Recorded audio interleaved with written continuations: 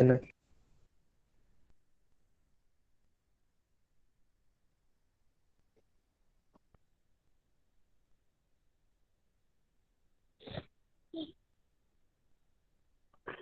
Pencil lead હોય તો pencil ની લીડ ને તમે બંને બાજુથી છોલી નાખો એટલે પેન્સિલ ની જે અણી આપણે કહીએ બંને છેડે પહેલા અને છેલ્લા બંને છેડે તમે તારને વીંટી દેશો, બેટરી સાથે જોડી દેશો, બલ્બ એલઈડી જોડી દેશો, તમારા ટેસ્ટર બનાવીને તમે ટ્રાય કરશો. પેન્સિલ લીડ ગ્રેફાઇટ જે છે એમાંથી દિશે વિદ્યુત પ્રવાહ પસાર. તમને નવું જાણવા મળે ગ્રેફાઇટ માંથી વિદ્યુત પ્રવાહ પસાર. પાણીમાં બી થાય વિદ્યુત પ્રવાહ, પણ ફિલ્ટર વાળું પાણી હોય એમાં વિદ્યુત પ્રવાહ પસાર થાય. એમાં કોઈ પણ જાતના ક્ષાર ના હોય તો વિદ્યુત પ્રવાહ બી પસાર થાય નહીં. એટલે એનો મતલબ એમ કે વિદ્યુત પ્રવાહ પસાર થવા માટે ક્ષારની જરૂર પડે છે. એટલે મીન્સ કે આયનો, પ્લસ આયન ને માઇનસ આયન, આયનોની જરૂર પડે છે. જો આયનો હોય તો જ વિદ્યુત પ્રવાહ પસાર થાય, નહીં તો વિદ્યુત પ્રવાહ પસાર થાય નહીં. આયનો કેવા હોય? એક્ઝામ્પલ તરીકે NaCl મીઠું છે, એક પ્રકારનો ક્ષાર છે. Na પ્લસ છે ને Cl માઇનસ છે. Na means sodium, Cl means શું થાય? Cl કોની સંજ્ઞા છે?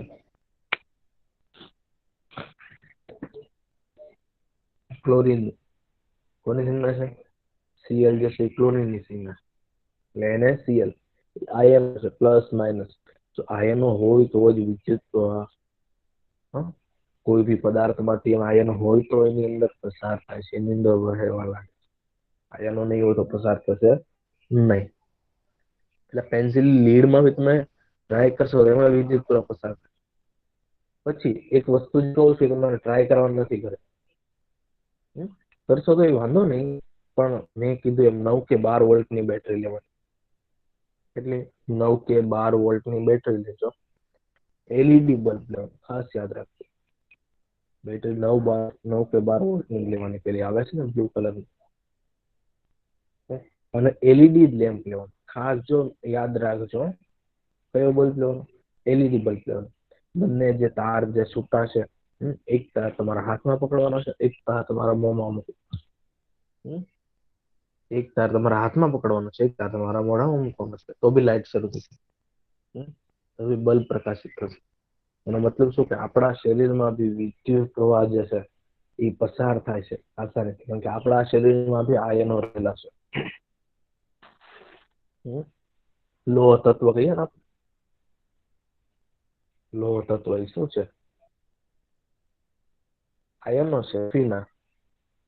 લોહ તત્વ શું છે? આયનો છે. આપણા શરીરમાં બી કેલ્શિયમ છે, મેગ્નેશિયમ છે, બધા આયનો રહેલા છે. અને આયનો આપણા શરીરમાં કંઈક જો કાર્ય કરતા કંઈક ને કંઈક જો આયનો જે છે એ કાર્ય કરે છે. એક્ઝામ્પલ આપો, આપણું હૃદય જે છે, આપણું હૃદય જે છે એની ધડકન જો લયબદ્ધ હોય છે. હૃદય છે, સંભળાય છે ને ગર્લ્સ? હા સર, સંભળાય છે. ગર્લ્સ ઓકે, ધ્યાન આપજો થોડું. આપણું જે હૃદય છે જેને આપણે દિલ પણ કહીએ, આપણું હૃદય છે એની ધડકન છે ને લયબદ્ધ હોય, લયબદ્ધ હોય. ધડકન કન્ટિન્યુ હોય ને લયબદ્ધ હોય. એવું લઈશ કે થોડોક આરામ કરી લઈશ હૃદય? એવું થાય છે? અડધી મિનિટ ધડકે, અડધી મિનિટ ના ધડકે તો માણસ બિચારો યો છે. એવું નથી થતું? થાય છે નહીં? તો આ લયબદ્ધ જે છે એની ધડકન જે છે ધડકે છે, એનું કારણ શું છે? એનું કારણ એ છે કે એમાં મેગ્નેશિયમ, કેલ્શિયમ ને પોટેશિયમ ક્યાં ક્યાં આયનો હોય છે? મેગ્નેશિયમ, કેલ્શિયમ ને પોટેશિયમ એને મદદ કરે છે લયબદ્ધ ધડકવા માટે. એના કારણે આયનોના કારણે એ ધડકે છે. એટલે મીન્સ કે એને મદદ કરે છે લયબદ્ધ રાખવામાં. શું? લયબદ્ધ રાખવા માટે. પછી તમારા હાડકા જો, તમારા હાડકામાં શું હોય છે? તમારા હાડકામાં આયનો હોય છે.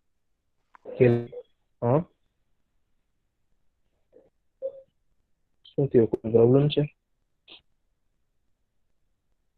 બોલો બોલો. હેલો.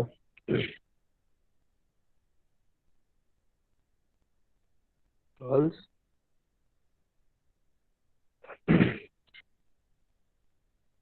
ગર્લ્સ અવાજ સંભળાય છે? હા સર. હેલો. કોઈને પ્રોબ્લેમ હોય તો બોલજો. પછી થોડુંક બોલીને છે ને પછી જતા રહેશું. ના સમજાય તો કહેજો. પછી આપણે હાડકામાં છે એમાં બી શું હોય? કેલ્શિયમ હોય છે. તો આ જે છે આયનો બી આપણે જે શરીરમાં રહેલા હોય છે એના લીધે આપણું શરીર પણ શું કહેવાય? વિદ્યુતનું સુવાહક કહેવાય. શું કહેવાય આપણું શરીર? વિદ્યુતનું સુવાહક કહેવાય છે. આ ઘણા જે છે એ પ્રયોગો કે તમે તમારી પાસે ટેસ્ટર હોય તો તમે કરો. તમારી પાસે ટેસ્ટર હોય તો તમે કરો. 9 કે 12 વોલ્ટની બેટરી લો તો આરામથી તમે વાયર જે છે મોઢામાં મૂકશો ને એ થશે નહીં. પણ વધારે વોલ્ટની બેટરી લેવાની. અને ટેસ્ટર બનાવ્યા પહેલા મેં તમને એક વાત કીધી છે કે મને પહેલા ફોટો મોકલો. તમે તમારું ટેસ્ટર તૈયાર થઈ ગયું છે પહેલા મને ફોટો મોકલો. હું કહું ઓકે તો તમે એની પર કાર્ય કરો. ખાલી જીભમાં મૂકશો એટલે તમને થશે, બીજું કઈ ન થાય. ને એક છે હાથમાં બલ્બ પ્રકાશિત થશે. જોજો શું થશે? બલ્બ જે છે એ પ્રકાશિત. એટલે આ ઘણી વસ્તુ જે છે આમાં પ્રેક્ટિકલી વર્ક કરશો તો તમને જાણવા મળશે. નહીં તો પછી છેલ્લે હું પ્રોજેક્ટ આપી દઈશ ને, તમારી રીતે વર્ક કરો તો સારું. નહીં તો પછી મેં પ્રોજેક્ટ આપી દઈશ.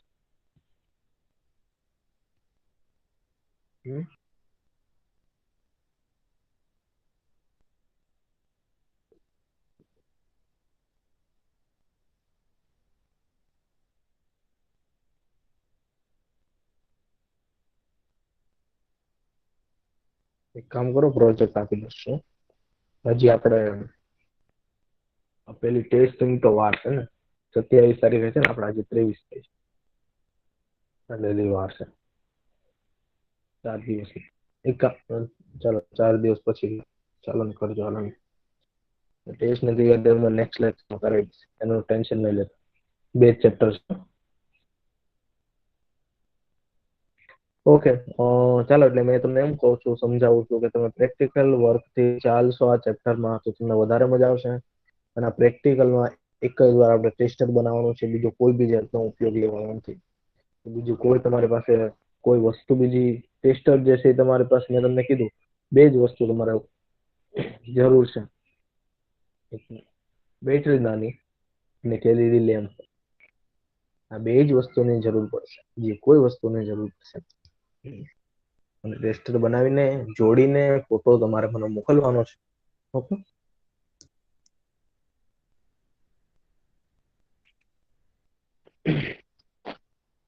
જો 14.1 પરથી આપણે જોયું છે કે થોડા પ્રવાહી વિદ્યુતના સુવાહક છે અને થોડા પ્રવાહી વિદ્યુતના કેવા છે? મંદવાહક છે. જ્યારે ટેસ્ટરના મુક્ત છેડાઓ એકબીજાને સ્પર્શતા નથી. શું થાય? ટેસ્ટરના મુક્ત છેડાઓ એકબીજાને સ્પર્શતા નથી. ત્યારે શક્ય છે કે તેમની વચ્ચે હવા હોય. એટલે હવા હોય. પહેલી જાણે છે કે હવા એ વિદ્યુતની મંદવાહક છે, પરંતુ તેણે એ વાંચ્યું છે કે વીજળી થતી હોય ત્યારે હવામાંથી વિદ્યુત પસાર થાય છે. તેણીએ તે જાણવા માંગે છે કે શું દરેક પરિસ્થિતિમાં વિદ્યુતની મંદવાહક છે? હોય છે. તેનાથી પ્રભાવિત થઈને બીજાએ પણ એ જાણવા માંગે છે કે શું મંદવાહકોની શ્રેણીમાં અન્ય પદાર્થો પણ ચોક્કસ પરિસ્થિતિમાં પોતાનામાંથી વિદ્યુત પ્રવાહ પસાર થવા દે છે?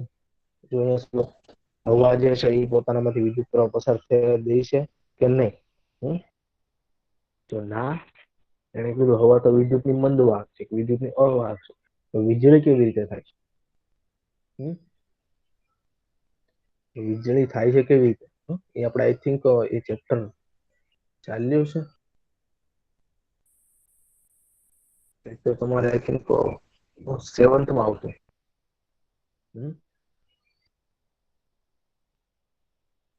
મારા ખ્યાલ પ્રમાણે 7th માં મને શીખવાડ્યું ધન આયનો અને ઋણ આયન.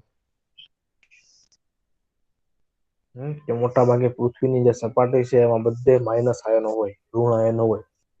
અને વાદળોની નીચેની સપાટી બી ધન આયનો હોય, ઉપરની સપાટી બી ઋણ આયનો.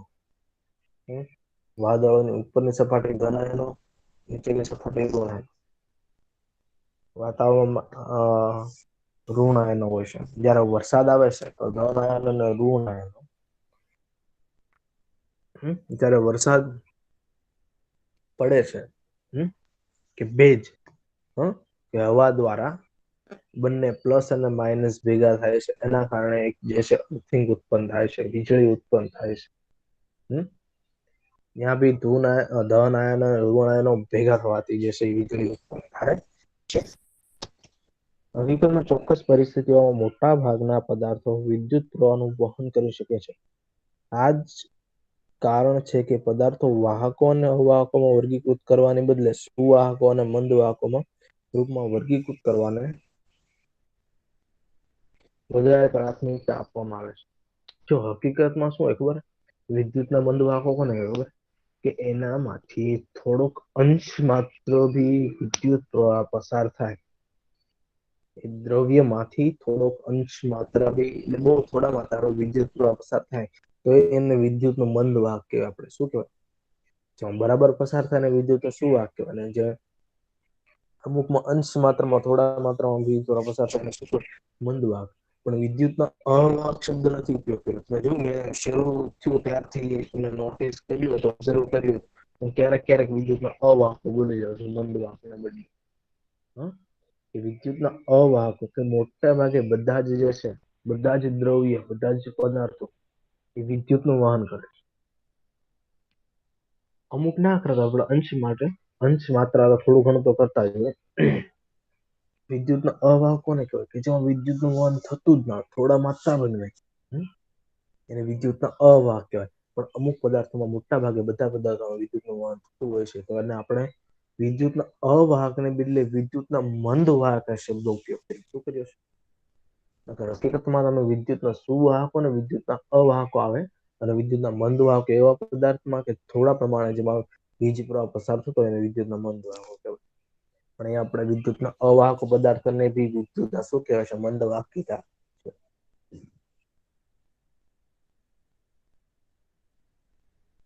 આપણે નળના પાણી દ્વારા વિદ્યુતનું વહનનું પરીક્ષણ કર્યું છે. ચાલો આપણે નિસ્યંદિત પાણી દ્વારા વિદ્યુતના વહનનું પરીક્ષણ કરીએ. એક સ્વચ્છ અને સૂકા પ્લાસ્ટિક કે રબરના ઢાંકણા લગભગ 2 ચમચી જેટલું નિસ્યંદિત પાણી તમારા શાળાની વિજ્ઞાન પ્રયોગશાળામાંથી પ્રાપ્ત કરી શકો છો. તમે કોઈ દવાની દુકાન, ડોક્ટરની, નર્સ પાસેથી પણ નિસ્યંદિત પાણી લઈ શકો છો. નિસ્યંદિત પાણીની વાત આવી ફિલ્ટર વાળું, એ બી કહી દઉં છું. કોઈ મને નામ નથી દેતો, જેણે મને ફોટા મોકલ્યા હતા ને એને લખ્યું હતું નિસ્યંદિત પાણીમાં હા તો કે વિદ્યુત પ્રવાહ પસાર થાય છે અને વિદ્યુત પ્રવાહનો સુવાહક હોય છે. મેં જોયું તું, મને જેને ફોટા મોકલ્યા છે જેને મોકલ્યા છે એ સમજી જશે. એટલે ભૂલ છે થોડીક સુધારી નાખો. કારણ કે નિસ્યંદિત પાણી છે એ વિદ્યુતનું જે સુવાહક ના હોય. ટેસ્ટરનો ઉપયોગ કરીને પરીક્ષણ કરો કે નિસ્યંદિત પાણી વિદ્યુતનું વહન કરે છે કે નહીં. તમને શું જોવા મળે છે? શું નિસ્યંદિત પાણી વિદ્યુતનું વહન કરે છે? હવે ચપટી જેટલું સામાન્ય મીઠું નિસ્યંદિત પાણીમાં ઓગાળો. ફરીથી પરીક્ષણ કરો. આ વખતે તમે શું તારણ કાઢો? મીઠું નાખશો એટલે વિદ્યુતનું વહન કરશે, કારણ કે મીઠું જે છે એમાં ક્ષાર છે NaCl, એટલે શું કરશે? એ વિદ્યુતનું વહન કરશે.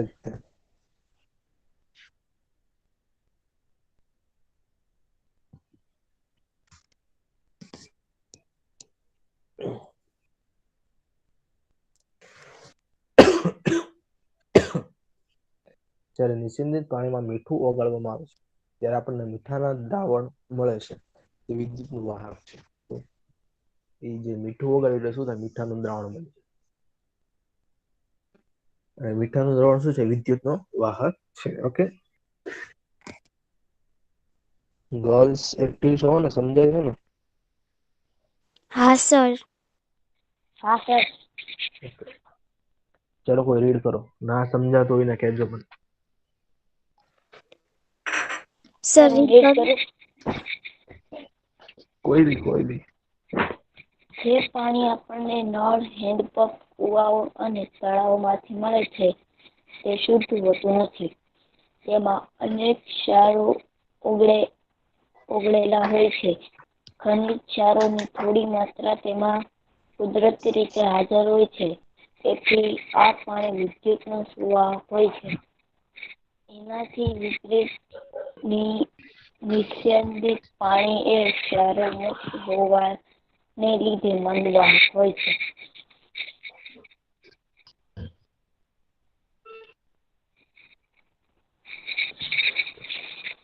એક જે છે કે જે આપણે કુવા હેન્ડપંપ નું પાણી કીધું છે એ શું હોય કે ખનિજ ક્ષારો યુક્ત હોય છે. એટલે એમાં ખનિજ ક્ષારો રહેલા હોય છે. એટલા માટે વિદ્યુત નું વહન કરે છે. આ બધી રમત શેની છે? ખનિજ ક્ષારોની છે. એ હોય તો વિદ્યુત નું વહન થાય, તો નહીં. અને બીજું જે છે નિસ્યંદિત પાણી છે. એમાં ક્ષારો રહિત હોય છે, ખનિજ ક્ષારો હોતા નથી. એટલે વિદ્યુત નું વહન કરશે નહીં.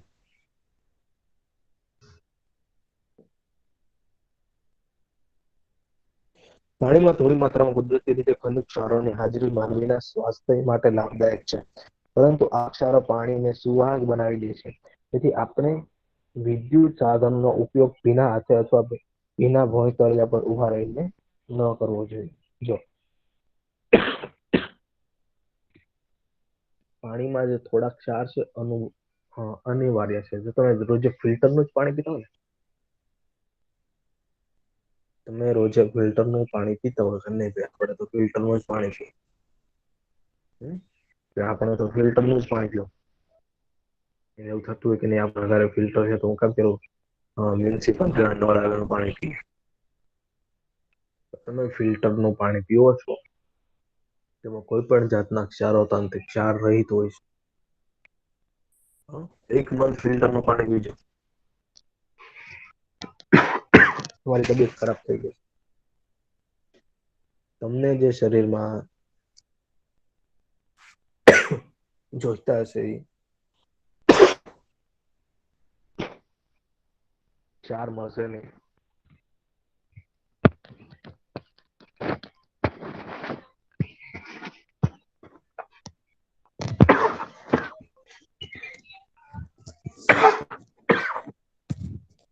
સોરી,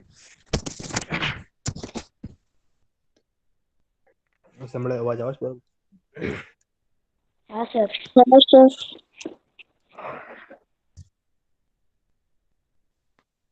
તમને જે શરીરમાં જે મેં તમને કીધું ક્ષાર આપણા શરીરમાં કઈ કઈ રીતે ઉપયોગી છે, બે એક્ઝામ્પલ આપ્યા છે. ક્ષારો ના હોય હાડકા દુખે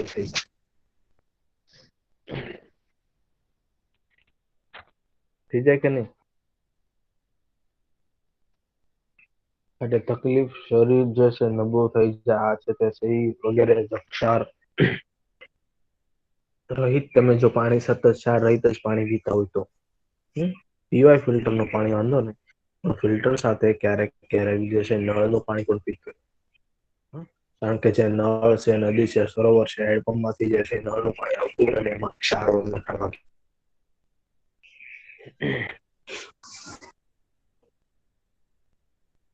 એટલે એવું નથી કે ફિલ્ટરનું પાણી ન જ પીવાય. ફિલ્ટરનું પાણી પીવાય. ક્યારે? મોટા ભાગે ચોમાસામાં ફિલ્ટરનું પાણી પીવાય. કારણ કે જયારે પાણીમાં જે રોગચાળો ફેલાય ત્યારે મોટા ભાગે નળનું પાણી ન પીવાય, ત્યારે ફિલ્ટરનું પાણી પીવાય.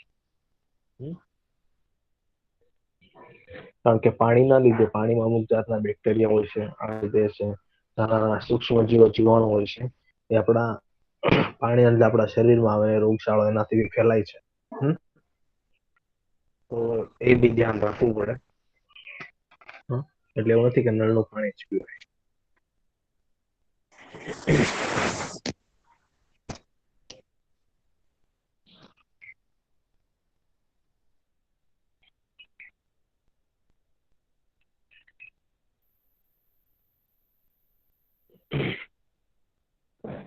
તો ચેતવણી છે. હવે પછીની નેક્સ્ટ પ્રવૃત્તિ માત્ર તમારા શિક્ષક, માતા પિતા કે કોઈ વડીલ વ્યક્તિ દેખરેખ હેઠળ કરો, કારણ કે તેમાં એસિડ નો ઉપયોગ કરો. એટલે એ તમારે કરવાનું છે નહીં, તમારી પાસે એસિડ હશે નહીં. ઓકે, ખાલી તમારે રીડ કરવાનું છે. ચાલો કોઈ રીડ કરો. બોટલોના પ્લાસ્ટિક કે રબરના 3 સ્વચ્છ ઢાંકણા લો. દરેકમાં લગભગ 2 ટીસ્પૂન ચમચી જેટલી નિસંદિત પાણી રેડો. એક ઢાંકણાને નિસંદિત પાણીમાં થોડા ટીપા લીંબુનો રસ કે મંદ હાઇડ્રોક્લોરિક એસિડ ઉમેરો. હવે બીજા ઢાંકણાના નિસંદિત પાણીમાં કોસ્ટિક સોડા કે પોટેશિયમ આયોડીન જેવા બેઝના થોડા ટીપા ઉમેરો.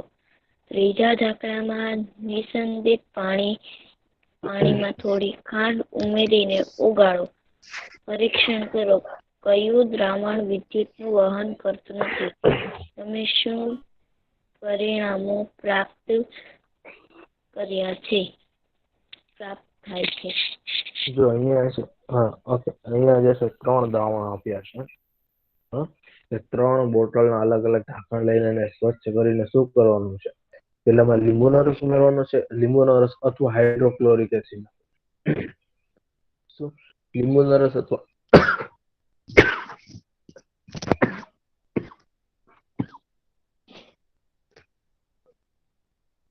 લીંબુનો રસ અથવા હાઇડ્રોક્લોરિક એસિડ નાખવાનું છે. બીજામાં શું નાખવાનું છે? બીજા ઢાંકણમાં કોસ્ટિક સોડા. કોસ્ટિક સોડાનો મતલબ શું? NaOH. હા, NaOH સોડિયમ હાઇડ્રોક્સાઇડ, જે બેઝ છે. શું છે? બેઝ છે. અથવા પોટેશિયમ આયોડાઇડ લેવાનું. શું છે? પોટેશિયમ આયોડાઇડ, જે પણ શું છે? બેઝ છે. અને ત્રીજા દ્રાવણમાં, ત્રીજા ઢાંકણામાં ખાંડનું ઓગાળેલું દ્રાવણ. ખાંડનું ઓગાળેલું દ્રાવણ લઈને તમારે ટ્રાય કરવાની છે કે આ પદાર્થ જે છે એ વિદ્યુતના કેવા છે? સુવાહક છે કે મંદવાહક છે?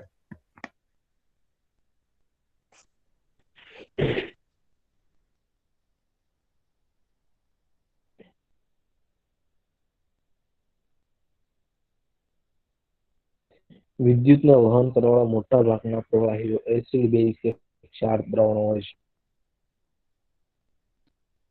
આ જે 3 પદાર્થો હતા એ શું હતા તમને ખબર છે? પેલા જે પદાર્થ લીધું એસિડ હતો. લીંબુનો રસ એસિડમાં આવે. એસિડ બેઝ આપણો ચેપ્ટર ચાલી ગયું છે, એટલે આપણને આઈડિયા આવી ગયો. લીંબુનો રસ એસિડમાં આવે છે. પછી હાઇડ્રોક્લોરિક એસિડ એસિડમાં આવે છે. બીજો કોસ્ટિક સોડા એટલે સોડિયમ હાઇડ્રોક્સાઇડ, OH સમૂહ લાગે, OH પ્રત્યય, સોડિયમ હાઇડ્રોક્સાઇડ શેમાં આવે? એસિડમાં આવે. પોટેશિયમ આયોડાઇડ એસિડમાં આવે છે. પછી ખાંડનું દ્રાવણ છે એ ક્ષારમાં આવે. શું આવે છે? ખાંડનું દ્રાવણ ક્ષારમાં આવશે. મીઠાનું દ્રાવણ ક્ષારમાં આવે છે. ઓકે, એટલે ખાંડનું દ્રાવણ છે ક્ષારમાં આવશે, મીઠાનું દ્રાવણ બી ક્ષારમાં આવે છે. એટલે 3 પદાર્થ લીધા છે.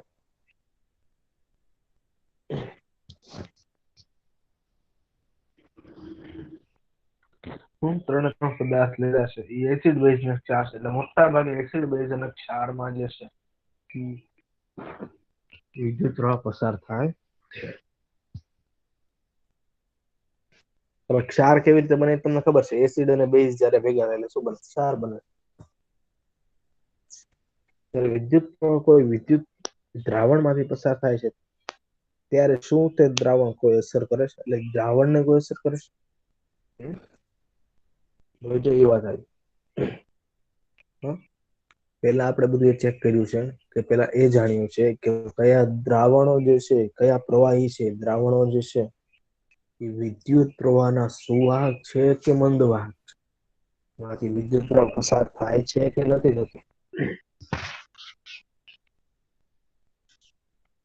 આપણે એ ચેક કરવાનું છે. વિદ્યુત પ્રવાહની રાસાયણિક અસરો એટલે શું કહેવાય? રાસાયણિક અસરો દ્રાવણને શું અસર કરે? પેલું 7th તમારે ચેપ્ટર આવતું ફેરફારો, ભૌતિક ફેરફાર અને રાસાયણિક ફેરફાર. કે ભૌતિક ફેરફાર કોને કહેવાય છે અને રાસાયણિક ફેરફાર કોને કહેવાય છે?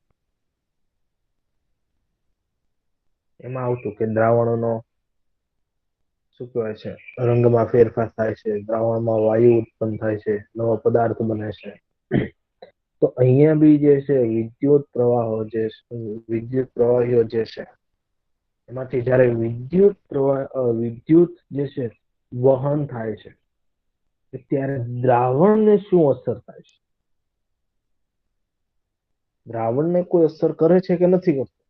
કે દ્રાવણ એમ જ રહેશે? વિદ્યુત પ્રવાહ પસાર થાય છે ત્યારે દ્રાવણને અસર થાય છે કે નથી? અસર થાય છે તો શું થાય? નથી થતી તો કેમ નથી થતી? દ્રાવણોને અસર થાય છે. જો અહીંયા ખાસ જો, ચલો કોણ રીડ કરશે? કોઈ રીડ કરો.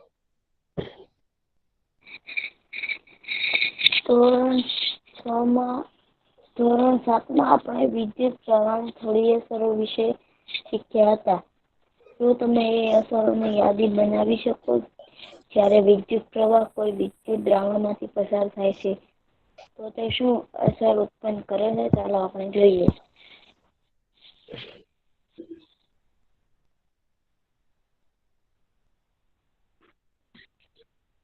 ચલો કન્ટિન્યુ. પ્રવૃત્તિ 6. બે નકામા સેલમાંથી સાવચેતીપૂર્વક કાર્બનના સળિયા બહાર કાઢો. તેમને ધાતુની કેપ કે કાચ પેપર વડે સાફ કરીને તેના પર કોપરનો તાર વીંટળો અને તેમની એક બેટરી સાથે જોડો. આ બે સળિયાઓને આપણે ઇલેક્ટ્રોડ્સ વિદ્યુત ધ્રુવો કહીએ છીએ. કાર્બનના સળિયાને સ્થાનને તમે ઓકે, આપણે શું કીધું છે પેલા? ઇલેક્ટ્રોડ્સ કહેવાય છે. કે બે વિદ્યુત એટલે નકામા, ડિસ્કાર્ડેડ એટલે નકામા જે છે એ સેલના કાર્બનના સળિયા છે એને કાઢી લેવાના છે અને કાચ પેપર વડે સાફ કરી નાખવાના છે અને એની ઉપર તાર વીંટાળી દેવાનો છે અને એને એક બેટરી સાથે જોડી દેવાના છે. પણ આ ધાતુની ઉપરની ટોપલી છે રહેવા દેવાની. એક નીચેના ભાગની ધાતુની ટોપલી કાઢી નાખવાની, ઉપરના ભાગની ધાતુની પેલી ટોપલી આવે છે ને એ રહેવા દેવાની છે. પછી એને શું કરવાનું છે? આ વિદ્યુત આપણે જે ટેસ્ટર બનાવ્યું છે, એનો જે છે તાર છે એની સાથે વીંટાળી દેવાનો. અહીંયા જો તાર જોડ્યો છે, ધાતુની કેપ બી છે અને ઉપરથી જે છે વિદ્યુતને ડાયરેક્ટ તાર જોડેલ છે. અહીંયા કોઈ પણ જાતનું બલ્બ મૂકેલો નથી, ફક્ત બેટરી જ છે. ઓકે, હવે શું છે? આ જે કાર્બનના સળિયા એ શું હોય? કાર્બનના સળિયા હોય. કાર્બન શું છે? ધાતુ છે કે અધાતુ છે?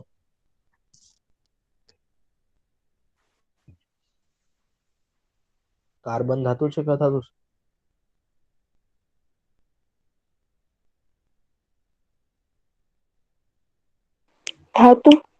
ધાતુ. ધાતુ છે. વેરી ગુડ, સરસ. રોંગ આન્સર આપ્યો છે. નહીં સર, અધાતુ છે. કાર્બન અધાતુ છે. કોલસો, કાર્બન ધાતુ ને અધાતુ યાદ રાખજો. નજર ફેરવી લેજો કઈ ધાતુ છે કઈ અધાતુ છે. એટલે એ જે કાર્બનના બંને સળિયા જોડ્યા છે એને ઇલેક્ટ્રોડ્સ કહેવાય. શું કહેવાય? એને ઇલેક્ટ્રોડ્સ કહેવાય અથવા વિદ્યુત ધ્રુવ આપણે કહીએ અથવા ઇલેક્ટ્રોડ્સ કહીએ છીએ. પછીનું વાક્ય શું છે? કાર્બનના સળિયાના સ્થાને તમે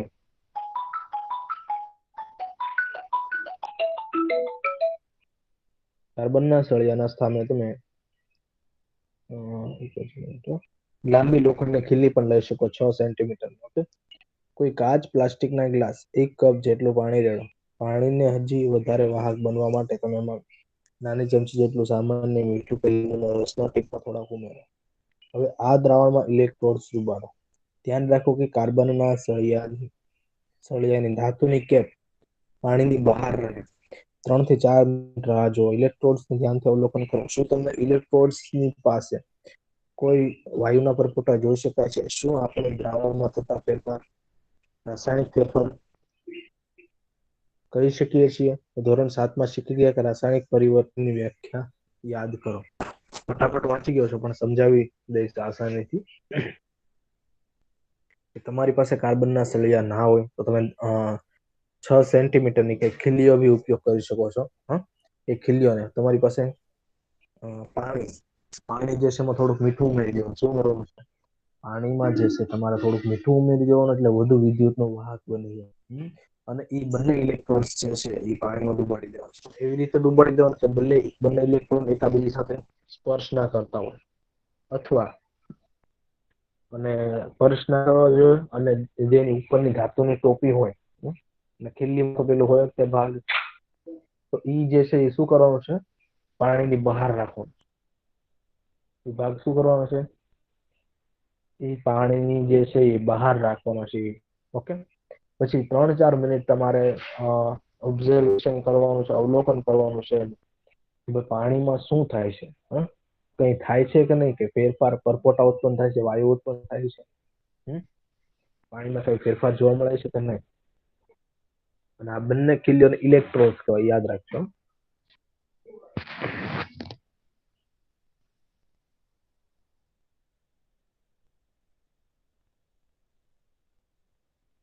જો અહીંયા એક વૈજ્ઞાનિકનું નામ યાદ રાખજો. અને હા, ફેરફાર થાય છે. જો શું ફેરફાર થાય છે? ઓક્સિજન અને હાઇડ્રોજન જે વાયુ ઉત્પન્ન થાય. શું ઉત્પન્ન થાય? ઓક્સિજન અને હાઇડ્રોજન. શા માટે આ બે વાયુ ઉત્પન્ન થાય? કારણ કે પાણી શેનું બનેલું છે? પાણીનું રાસાયણિક સૂત્ર શું છે? પાણીનું રાસાયણિક નામ H2. શું નામ? હા, એનું સૂત્ર છે H2O.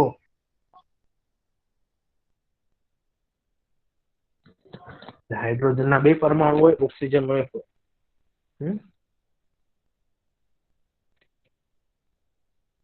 Hydrogen oxide.